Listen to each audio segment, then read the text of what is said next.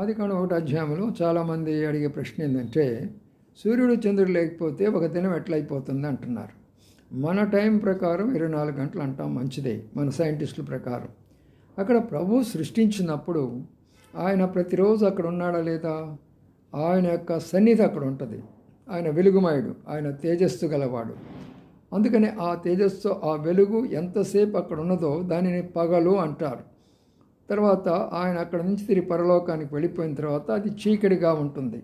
ఒక దినం అంటే అదనమాట. దేవుడు అక్కడ ఉన్నంత సమయమేమో వెలుగుగా ఉంటుంది. ఆయన తిరిగి వెళ్ళి పరలోకానికి వెళ్ళిపోయిన తర్వాత అది చీకటిగా ఉంటుంది. ఈ రెండు కలుపుకుంటే 12 గంటలు 24 గంటలని మన భాషలో చెప్పుకుంటాం. అందుకని ఆ యొక్క దినం ఎలాగొచ్చిందంటే సూర్యుడి చంద్రుని బట్టి కాదు, దేవుని బట్టి వచ్చింది. తర్వాత సూర్యచంద్రుడికి ఆ బాధ్యత అప్పగించాడు. మీ ద్వారా ప్రజలు తెలుసుకుంటారు పగలు రాత్రి అనే విషయం.